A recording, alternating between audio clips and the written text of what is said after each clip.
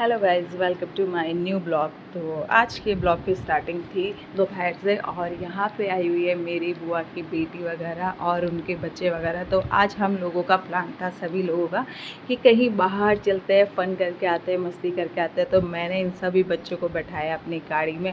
मैंने कहा बोलो चलो सब निकलते हैं। बस फिर क्या था, हमने बोला सब ने जय श्री राम और हम लोग निकल चुके थे अपनी ट्रिप के लिए। तो मैं कहाँ जाने वाली थी ये तो जब आप लोग मेरा पूरा ब्लॉग देखेंगे उसमें पता चलेगा। तो बस यहाँ हम सारी बातें कर रहे थे और ये था रास्ते का बड़ा ही सुंदर व्यू। और इस दिन थोड़ी गर्मी थी, ये देखने में बहुत अच्छा लग रहा है लेकिन बहुत ज़्यादा गर्मी थी। मैं पूरे पसीने पसीने हो गई थी इस गर्मी में। और फिर बच्चों को मैंने ड्रॉप कर दिया था, मैंने गाड़ी में अपने ऑयल डलवाया और फिर हम लोग पहुँच चुके थे हमारी लोकेशन पे, जो कि थी राधा रानी वाटर पार्क। आप लोगों ने भी देखा होगा कि इंस्टा पे ये बड़ा ट्रेंड चल रहा था। तो मैंने सोचा क्यों नहीं बच्चों को यहाँ पे लेके जाया जाए, सबके साथ में मस्ती की जाए।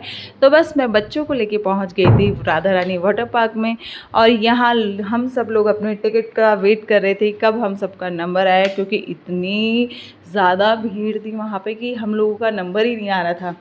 फिर क्या था, जीजू साहब गए हमारे, उन्होंने हम सबके टिकट करवाई और ये हम सब लाइन वाइज चल रहे थे। और हम सारे 22 मेंबर्स गए थे वहाँ पे, बच्चे बड़े सब लोग। और ये हम लोगों ने कर ली थी यहाँ पे एंट्री। और एंट्रेंस में मैं आपको दिखाती है, देखो ये सब मेरे आगे मेरे बहनों के बच्चे चल रहे, भाई के बच्चे चल रहे। ये कितने बड़े हो गए, एक टाइम था ये बहुत छोटे छोटे थे, अभी ये मेरे जितने हो गए। और क्या था, फिर हम लोगों ने ली यहाँ पे प्यारी सी सेल्फी हमारी। हाँ, सब मतलब ऐसा था कि बहुत ऐसा होता है ना कि एक छुट्टियाँ जब आती है तो हम सब ऐसा देखते हैं कि सब मिले, सब मस्ती करें, इंजॉय कर रहे थे। तो बस वो टाइम था, हम सब लोगों ने सोचा कि बहुत टाइम हो गया मस्ती करे हुए, तो अब चलते हैं पूल में मस्ती करने। तो बस निकल चुके थे अपनी छोटी सी खुशी को यहाँ पे सभी बच्चों के साथ में इंजॉय करने के लिए, क्योंकि बच्चे भी ऐसा देखते हैं कि हमें भी टाइम मिले, हम भी घूमें फिरें, मस्ती करें, इंजॉय करें। तो क्या था, हम लोगों ने उनकी विश पूरी की और हम उन्हें लेके गए यहाँ पे। फिर हम सभी लोगों ने डांस मस्ती वस्ती करने लगे। और इस जो ये क्या कहते हैं रेन डांस है, इसमें इतनी ठंड लग रही थी क्योंकि चारों ओर से इतनी ठंडी हवा चल रही थी और नोनी को भी ठंड लगने लगी थी। तो हमने सोचा इसको थोड़ी देर हम धूप में बैठाते हैं, जहाँ इसको थोड़ी ठंड कम लगे। तो हमने इसको साइड में खड़ा कर दिया और यहाँ मेरी बहन और मेरी बुआ की बेटी लगी है फुल मस्ती डांस करने।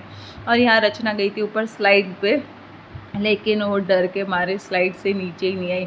वो फिर से उतर के आ गई कि मुझे डर लग रहा है, मुझसे स्लाइड पे नहीं जाया जाएगा। और वो नीचे आ गई थी और फिर वो नोनी के साथ यहाँ मस्ती करने में लगी हुई थी कि मुझे तो नोनी दे दो, मैं इसी के साथ मस्ती कर लूँगी। और बस ये था कि मस्ती मजाक सब फन करते हुए हम लोगों ने फुल एंजॉय किया। यहाँ मेरी दीदी है और अपनी गुड़िया को स्विमिंग, मतलब उसको बहुत अच्छी स्विमिंग आती है, बहुत अच्छी, बहुत टैलेंटेड गुड़िया है, वो बहुत अच्छी स्विमिंग करती है। तो अपनी मम्मा के साथ वो दोनों माँ बेटी स्विमिंग करने में लगे हुए थे। और जो लोग मेरा वीडियो देख रहे हैं मुझे कमेंट करके बताना किस किस को बहुत अच्छी स्विमिंग आती है, क्योंकि मुझे तो इतनी अच्छी आती नहीं है। पर हाँ, मैं थोड़ा बहुत ट्राई कर लेती हूँ स्विम करने का, कि थोड़े बहुत हाथ पैर चलाएंगे तो सीख ही जाएंगे। वैसे हल्का फुल्का मैं सीख लेती हूँ। यहाँ ये दोनों भी इसको सिखा रही थी कि ये भी थोड़ा स्विमिंग करे, मस्ती करे। तो बस ये देखो, ये पूरे इंजॉय करने में लगे हुए थे अपने डांस। और इतने प्यारे गाने चल रहे थे गाइस, मैं आपको क्या बताऊँ। हम फुल उन गानों के साथ में मौसम मज़े। और मेरा तो ये था कि मेरा ऑपरेशन हुआ था तो मैं पानी में ज़्यादा देर जा नहीं सकती थी, लेकिन मैं अपने आप को रोक नहीं पाई। मैं बहुत देर तक कंट्रोल करती रही कि मैं नहीं जाऊँ। पर इन लोगों ने मुझे आधे से ज़्यादा गीला तो पानी फेंक के कर दिया था, फिर ना चाहते हुए मुझे पानी में जाना पड़ा। पर हाँ, मैंने अपनी तबीयत का ध्यान भी रखा और सिर्फ थोड़ी देर के लिए मैं पानी में गई, ज़्यादा देर मैं पानी में नहीं गई, क्योंकि मुझे पता है कि मेरे को नुकसान पहुंच सकता है अगर मैं ज़्यादा देर पानी में रहूँगी। तो बस थोड़ी देर के लिए मैं पानी में गई थी, मस्ती मजाक किया था। और बस फिर हम सभी लोगों ने एक प्यारा सा डांस किया पूल के अंदर। दीदी वगैरह, ये दीदी के फ्रेंड है जो उनके साथ आई थी यहाँ पे, उन्होंने कॉल किया कि हम सब जा रहे तो तू भी आ जा, तेरे को भी लेके चलते, तुझे भी बहुत दिन हो गए मस्ती मजाक करे हुए। तो बस उनको भी वो अपने साथ में लेके आ गई थी। और यहाँ पे सब बच्चा पार्टी सब फ़ोटो वगैरह क्लिक करवा रहे थे। मैं बैठी बैठी इन सभी की फ़ोटो ले रही थी बहुत देर तक। तो मैं अपने आप को कंट्रोल कर रही हूँ गाइस, आप देखना मैं बहुत लास्ट में जाऊँगी पूल में, कि बस ये था कि यार अब मैं भी चली जाती हूँ, जब सब चले ही गए। मेरे को उनका देख के इतना मन कर रहा था। ये देखो मैं इन सब के फ़ोटोज़ और वीडियोज़ लेने में ही लगी हुई थी। सब कह रहे थे हमारी फ़ोटो लो, हमारा वीडियो लो, हमें ऐसे ऐसे ऐसे करके मतलब बहुत ज़्यादा परेशान कर रहे थे यार। मैं बाहर बैठी, इसका मतलब ये नहीं कि मैं सबकी फ़ोटो ही क्लिक करूँगी, मुझे भी जाना है, मुझे भी मस्ती करनी है। फिर मैंने अपना फ़ोन किया पैक, फ़ोन को किया ऑफ और रख दिया उसको लॉकर में। मैंने कहा बस अब मेरी बारी है, मैं भी पानी में आऊँगी। फिर मैंने इन लोगों की एक छोटी सी क्लिप बनाई। मैंने कहा चलो तुम्हारी क्लिप बना देती हूँ, उसके बाद मैं अपना फ़ोन रख के आने वाली हूँ और मेरे को भी जाना है पानी के अंदर। तो बस फिर मैं चली गई थी। और इन लोगों की देखो, एक ही फ़ोटो क्लिक करने जाओ तो मतलब सारे पीछे पीछे आने लग जाते हैं, कोई किसी को मौका ही नहीं देता है कि बस ये हम नहीं खिंचवाएंगे।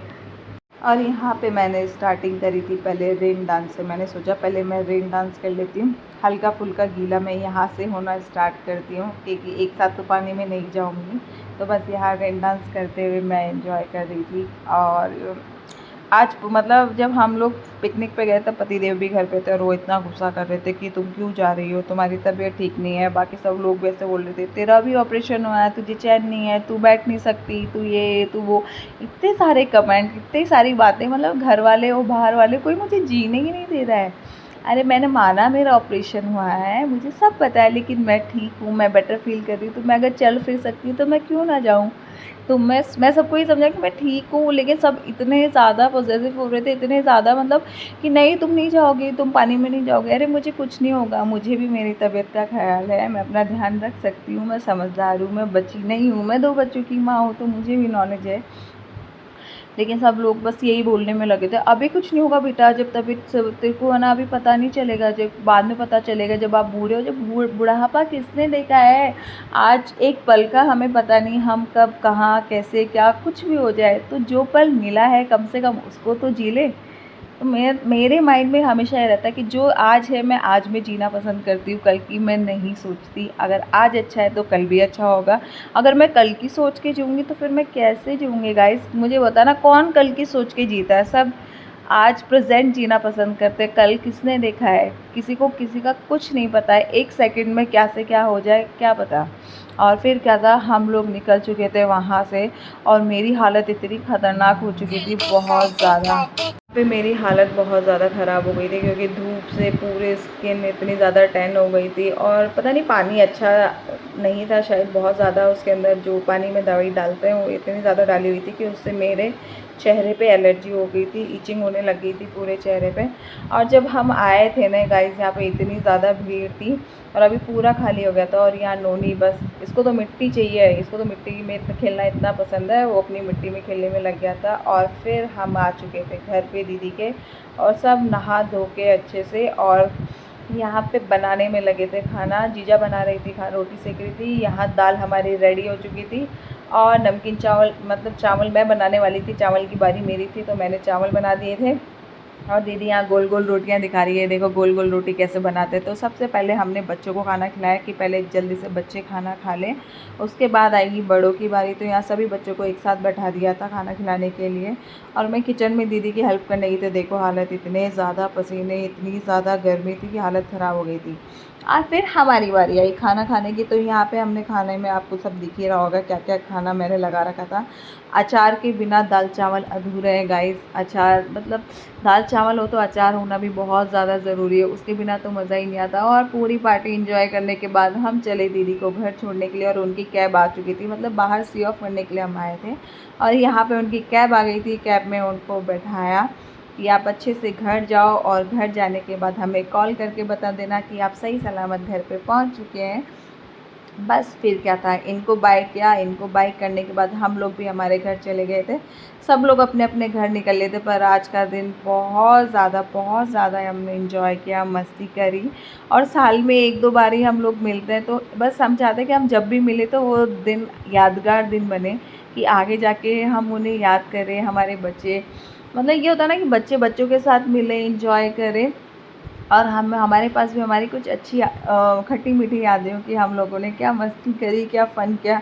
बुढ़ापे के लिए भी अपनी यादें संजो के रखनी चाहिए, कि हम जब सारे साथ में बैठे तो हंसने के लिए कुछ मेमोरीज़ होनी चाहिए। तो गाइस मैं सबको कहूँगी